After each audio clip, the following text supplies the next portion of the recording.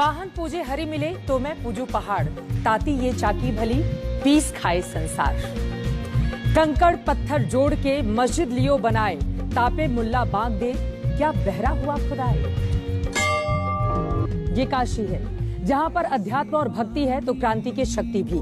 इस वक्त हम आ चुके हैं उस जगह पर जिसे कबीर चौरा के नाम से जाना जाता है और आपको बता दें यही वो स्थान है जहां पर कबीरदास ने अपना जीवन यापन किया था। सामाजिक ताने बाने को अपने शब्दों के जरिए जो उन्होंने बुना वो आज भी उतना ही मौजूद हो जाता है।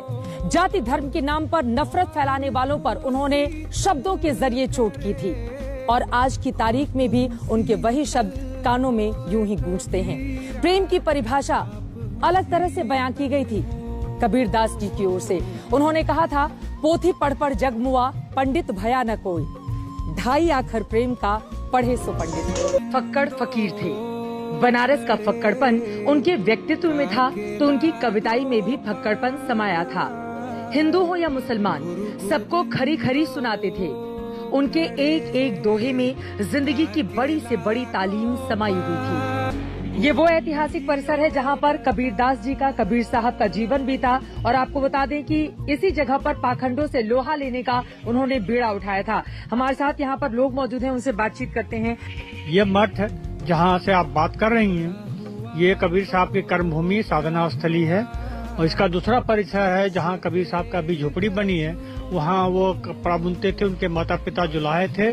कबीर साहब ने भी कपड़ा बुनने का काम शुरू किया और कपड़े के बुनकरी पर ही उन्होंने सत्संग की शुरुआत की। मौजूदा वक्त में अगर हम बात करें तो आप लोग उनके विचारों के ध्वजवाहक हैं, उनको आप लोग विस्तार देते हैं, उसके लिए किस तरह की कोशिशें की जाती हैं? संतों को कबीर साहब के उपदेश देने के लिए तैयार किया जाता है और यहाँ से देश ही नहीं सारी दुनिया में संत लोग पहुँचते हैं और कबीर साहब के जो विचार है उसको फैलाने का काम करते हैं। कुछ ऐसे दोहे जो हमारे दर्शकों को आप बताना चाहें, हालांकि अथाह है वो, लेकिन कुछ जो आप बताना चाहेंगे। कबीर खराब बाजार में सबकी मांगे खैर, ना काहू से दोस्ती ना काहू से बैर। और बनारस इसीलिए जाना भी जाता है। बिल्कुल बिल्कुल। वो इतने बड़े संत हुए लेकिन वो बुनकर थे। बुनकरी के काम से भी कभी उन्होंने परहेज नहीं किया। सदगुरु कबीर साहब जो गरीब आदमी जो है, निर्धन आदमी जो है, जो उठ नहीं सकता है, ऐसे व्यक्तियों को उठाया और कबीर साहब का मुख देता। कबीर कहे कमाल को दो बातें सीख ले, कर साहब की बंदगी भूखे को कुछ दे, जो आवे भर भर पेट खिलाइए तब रिझेगा साहब जी। तुलसी जग में आए के कर लीजिए दो काम, देने को टुकड़ो भलो लेने को हर नाम।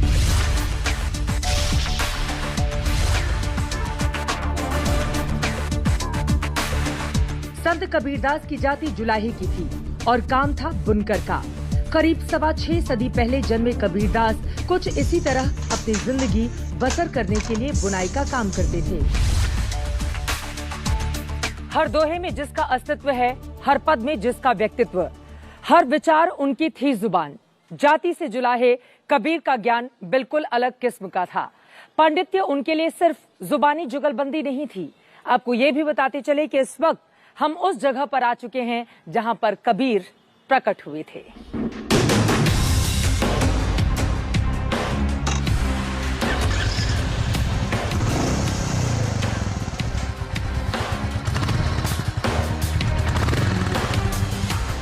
बुनकर संत कबीर के आंगन में गरीबी डेरा डाले बैठी थी। उनके निधन के 6 सदी बीत जाने के बाद भी तमाम बुनकरों की जिंदगी अभी भी रोटी, कपड़ा और मकान की बुनियादी जरूरतों से जूझ रही है। फिरोज आलम हमारे साथ हैं, बुनकर हैं, साड़ियां बुनते हैं और जब वो बनकर तैयार होती है तो उसकी खूबसूरती देखने लायक होती है। इनके हाथों में गजब का हुनर दिया है ऊपर वाले ने। आइए इनसे बातचीत करते हैं। वाराणसी में बुनकरों की दिक्कतें क्या हैं उसको लेकर। महीने का कितने रुपए कमा लेते हैं आप? 7 से 8 हजार रुपए के आसपास। 7 से 8 हजार रुपए। अभी जब कोरोना काल आया था तब तो काम धाम सब कुछ ठप रहा होगा। करीब जो हम लोग 3 महीने तक बेरोजगार हो गए थे। 3 महीने तक बेरोजगार थे, तो फिर घर का खर्चा कैसे चल रहा था? बस इसी तरह से किसी तरह से चल रहा था। आप लोगों की दिक्कत सबसे बड़ी कौन सी है? आप खोल कर बताइए कि किस तरह की परेशानी का सामना करना पड़ता है आप लोगों को? मजदूरियाँ बहुत कम है।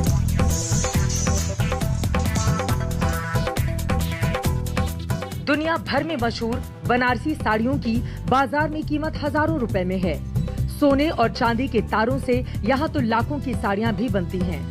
अभिनेत्री अनुष्का शर्मा ने अपने रिसेप्शन में जो साड़ी पहनी थी वो भी यहाँ से ही गई थी। यहाँ की हजारों की साड़ी डिजाइनर्स के पास जाती ही लाखों की हो जाती है। तो आप लोग संतुष्ट हैं या अभी कुछ ऐसी चीजें हैं जिसकी डिमांड आप करना चाहेंगे? सरकार हमारी मदद जो कर सकती है वो कर रही है और हम भी चाहेंगे कि आगे भी और अभी मदद करे और कर भी रही है। By the grace of good God सब अच्छा ही चल रहा है। जो बड़े व्यापारी हैं आप जैसे बनारसी साड़ियों के, उनकी क्या शिकायतें हैं या आपको लग रहा है कि चीजें अब ठीक चल रही हैं कोरोना के बाद? सब नहीं, चीजें बहुत ज्यादा सुधार पे हैं। वैसे भी टूरिज्म ऑन राइज है बनारस में और फैशन के हिसाब से बनारस इज वैसे इन ट्रेंड, तो बहुत अच्छी चीजें हैं। पहले से बहुत अच्छा टर्न अराउंड हुआ है, बहुत ही अच्छा माहौल बना हुआ है व्यापार के लिहाज से, हर चीज के लिहाज से। अच्छा काम कर रही है सरकार, मोदी सरकार इस संदर्भ में तो बहुत ही अच्छा काम कर रही है।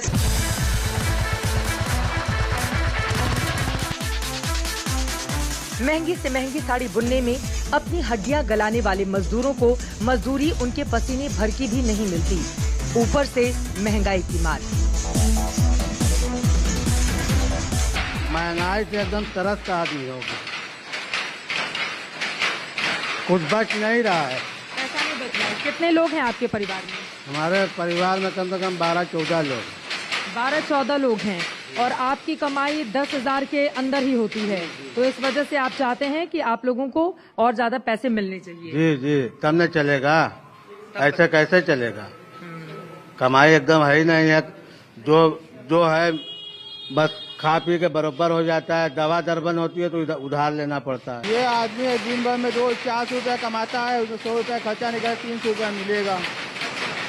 क्या चाहते हैं आप लोग? सरकार से संतुष्ट हैं या कोई कुछ नहीं मिल रहा है? नहीं। क्या चाहते हैं? कम से कम हम लोग की मजदूरी बढ़ जाएगा तो दाल रोटी तो काबिल चलने लगे। आप लोगों के लिए अच्छी सरकार कौन सी है? सरकार जो शिक्षा दे वही अच्छी सरकार है। पैसा तो आदमी कमा लेगा, शिक्षा नहीं मिलती।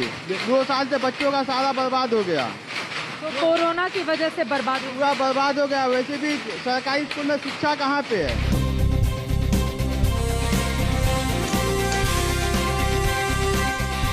ये रेशम के धागे हैं, बनारस के लिए मोह के धागे। इन्हें रंगना, इससे बुनना और फिर अपने हाथों के हुनर के जरिए तैयार करना बनारसी साड़ी। हथकरघा मजदूरों के लिए ये इतना आसान नहीं है। एक एक साड़ी तैयार करने में हफ्ते भर से लेकर महीनों तक का समय लग जाता है। हालांकि बाजार में वो अलग अलग कीमत पर उपलब्ध होती हैं, लेकिन इनकी जिंदगी इसी खटपट में सालों से इसी तरह से गुजर रही है। और इनकी शिकायत इस बात की है कि समय गुजर गया, महंगाई बढ़ गई, लेकिन इन लोगों को अभी तक वाजिब दाम इनके हाथों के हुनर का नहीं मिला है। इसी वजह से ये चाहते हैं कि इनकी मजदूरी को बढ़ाया जाए।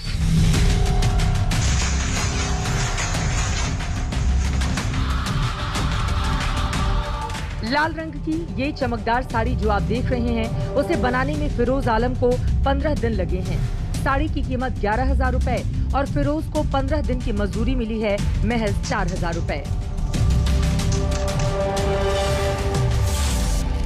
ये वाली बनारसी साड़ी है, बनारस की खांटी वो साड़ी जिसको अगर दुल्हन पहन ले तो उसकी खूबसूरती निखर कर आ जाए। आपको बता दें इसकी कीमत 11,000 रुपए है और एक साड़ी बनाने के बाद इन्हें मिलते हैं 15 दिनों में तकरीबन 4,000 के आसपास रुपए। ये वो साड़ी। क्या चाहते हैं आप लोग? मोदी जी, योगी जी सरकार से क्या चाहते हैं? कि इंसान की जरूरत नहीं पूरी हो पा रही और क्या होगा इससे। और अभी ये जो मुफ्त में अनाज और इसकी बात कही जा रही है सरकार की ओर से, वो आप लोगों को मिल रहा है? नहीं, वो नहीं मिल रहा है। हम लोगों को नहीं मिल पा रहा है। हमारे पास राशन कार्ड नहीं है। राशन कार्ड नहीं है तो बनवाया क्यों नहीं आप लोगों ने? कितनी दफे दौड़े आए गए।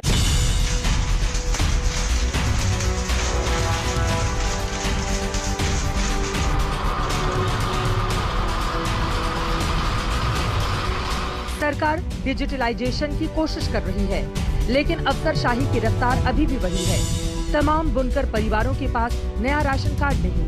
सरकारी योजनाओं का फायदा चाहिए तो नया राशन कार्ड जरूरी है और नया राशन कार्ड बनवाने के लिए इन्हें इतनी बार दौड़ाना पड़ा कि ये हार कर अपने घर बैठ गए। तो नया बनवाने के लिए कह रहे हैं, तो नया अभी बहुत उसमें प्रोसीजर था, बहुत दौड़ारी थी, इसलिए हम लोग अभी नहीं बन सका। अच्छा, अधिकारी बहुत दौड़ाते थे इसलिए नया राशन कार्ड आपने नहीं बनवाया है। बनारस में हथकरघा उद्योग का सदियों पुराना इतिहास है। यहाँ 40,000 से ज्यादा हथकरघे हैं, जबकि करीब 1.5 लाख पावरलूम हैं। हथकरघे पर साड़ी बुनने में काफी वक्त लगता है। पावरलूम में साड़ियाँ तो तेजी से बुन जाती हैं, लेकिन इससे बुनकरों की कमाई में ज्यादा फर्क नहीं पड़ता। इसकी मजदूरी है कम है, अब मजदूरी इसकी बढ़नी चाहिए और महंगाई ज़्यादा बढ़ चुकी है। अब तक तेल, पेट्रोल और खाने का भी तेल सबका दाम बढ़ चुका है, अनाज का भी दाम बढ़ चुका है और इससे अब कम दाम में मजदूरी में काम नहीं हो पा रहा है, खर्चा चलाना मुश्किल हो रहा है। किस तरह की परेशानी आप लोगों को होती है, क्या दिक्कतें हैं आप लोगों की? दिक्कतें यही है कि मतलब काम धंधा मतलब ठीक से चल नहीं रहा है और मजदूरी इसका बढ़ नहीं रहा है। मजदूरी कितनी है? मजदूरी इसका 2,000 रुपए है। अच्छा, आप हथकरघा एक साड़ी तैयार करने में कितना समय लगता है? 20 दिन 25 दिन। एक साड़ी 20-25 दिन में कौन सी साड़ी तैयार करते हैं आप? ये बनारसी। क्या समस्या है आप लोगों की, किस तरह की दिक्कतें हैं हैंडलूम के उसमें? हैंडलूम के उसमें बहुत हर्जा होता है, बहुत ये सब है। और कितना कमाते हैं आप? कितना कमाते हैं? दिन में 200 हो जाता है। 200। अच्छा, क्या चाहते हैं सरकार से आप? सरकार ये चाहते हैं कुछ अमूल्य का भी रोजगार बढ़े, कुछ और मजदूरी बढ़े। कितनी कमाई हो जाती है महीने की? महीने की क्या होता है? परेशान लग रहे हैं आप? कितना, क्या चाहते हैं आप सरकार से? यही कि मजदूरी बढ़ना चाहिए। मजदूरी कितनी बढ़े, कितनी है मजदूरी जिसको बढ़ाना चाहते हैं? उससे 2800। हथकरघा और पावरलूम से ज्यादा मुस्लिम परिवार जुड़े हुए हैं, लेकिन तमाम हिंदू परिवार भी इस व्यवसाय से जुड़े हैं। ज्यादातर मुस्लिम बुनकर सरकार से खुश नहीं, तो वहीं हिंदू बुनकर परिवार मानते हैं कि उनकी जिंदगी तो बदली जरूर है। पुश्तैनी तौर पर ज्यादातर जो मुस्लिम लोग हैं वही हथकरघा उद्योग में आपको दिख जाएंगे, लेकिन बहुत सारे बनारस में ऐसे हिंदू परिवार भी आपको मिल जाएंगे। इस वक्त ऐसे एक परिवार के साथ हम हैं, दुर्गावती गुप्ता जी हमारे साथ हैं और उनके हाथ में असली मोर का पंख है और उस मोर के पंख से वो साड़ी तैयार कर रही हैं। अपने हाथों के हुनर के जरिए एक एक धागे में किस तरह से पिरोती हुई दिखाई दे रही है, उनसे बातचीत करते हैं। ये साड़ी कितना दिन में तैयार हो जाए दुर्गावती जी? ये अपने ऊपर है। हाँ, 10-15 दिन 12 दिन लग जाए। 10-15 दिन लग जाए। और मोर के पंख में लगावा था वो जरा दिखा, असली मोर के पंख बा? हाँ, असली मोर। अच्छा, तो लोग जब साड़ी खरीदे जब दिखाई वो मोर के पंख दिखावा, कैसे तोड़े लू, फिर कहाँ से लेकर आवे लू ये सब? मालिक दे रहे। हाँ, मालिक। अच्छा, वहीं से मिलेला। और मजदूरी कितना मिल जाला? 5,000 महीने के? हाँ, एक साड़ी के। और एक साड़ी बनेला 10 से 15 दिन में, यानी कि 10,000 रूपये महीना के कमा ले लूं? नहीं, जैसे 8 का भी चलता है, 7 का भी चलता है, 6 का भी चलता है। अच्छा, इसे अपना हर काम देखते हुए न होता है ये सब। बनारस के बुनकरों की हालत भले ही खस्ता हाल हो, लेकिन बनारस का हथकरघा पूरी दुनिया में मशहूर है। तिब्बत के लोग अपनी जो खास पोशाक पहनते हैं उसको भारत में सिर्फ बनारस में ही बुना जाता है। बनारस से तिब्बती लोगों के लिए खासतौर से कपड़े तैयार करके बनारस भेजे जाते हैं, जिसमें मोर के पंख का इस्तेमाल होता है और भी उसकी क्वालिटी को बढ़ाने के लिए काम किया जाता है। हथकरघा उद्योग से जुड़े हुए जो लोग हैं, राजकुमार गुप्ता जी हमारे साथ मौजूद हैं, इनसे हम बात करते हैं। कितने मीटर तैयार कर लेते हैं एक दिन में? एक दिन में 1 मीटर। 1 मीटर, आधा मीटर। महीने में कितनी कमाई हो जाती है? 7-8 मीटर कमाई हो जाती है। कितनी अब आप लोग चाहते हैं कि मजदूरी आप लोगों की बढ़ाई जाए? मजदूरी कम तो है थोड़ा।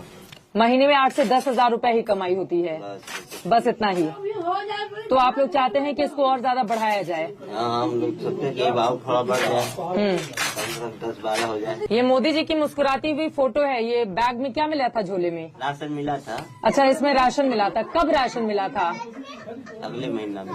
पिछले महीने में आप लोगों को राशन मिला था। तो अभी जो फ्री में राशन मिल रहा है वही वाला है? कितने महीने से फ्री में राशन मिल रहा है? 4-5 महीना से मिल रहा है। बनारस में 7 लाख लोगों की रोजी रोटी का जरिया हैंडलूम और पावरलूम ही है। 1.5 लाख बुनकर तो यहाँ रजिस्टर्ड हैं। कोरोना काल से पहले बनारसी साड़ियों का कारोबार तो यहाँ पर हजारों करोड़ का था। कोरोना से देश उबर रहा है, इसी के साथ बुनकरों की उम्मीद की लौ भी तेज हो रही है, उम्मीद के उजाले की आहट के साथ। बनारस का अपना रंग है, वैसे ही बनारसी साड़ियों का भी है। मुस्कुराती खिलखिलाती हुई साड़ियां अब यहां पर सजी हुई हैं और यकीनन कोरोना के बाद बड़ी उम्मीदें बड़े व्यापारियों को जगी हैं। तो वहीं बुनकरों को आपने सुना कि उनकी किस तरह की समस्याएं हैं। वो चाहते हैं कि हर महीने जो उनको पगार मिलती है उनमें और ज्यादा बढ़ोतरी की जाए और यही उम्मीद है उनकी सरकार से। फिलहाल देखना होगा चुनावों के वक्त इनका ये मिजाज किस पार्टी की करवट बैठता है और किसको दिलाता है यहाँ से जीत। बुलेट रिपोर्टर में अभी के लिए बस इतना ही। कैमरा पर्सन हिमांशु और संजय के साथ चित्रा त्रिपाठी, बनारस आज तक। आज तक बेमिसाल 20 साल।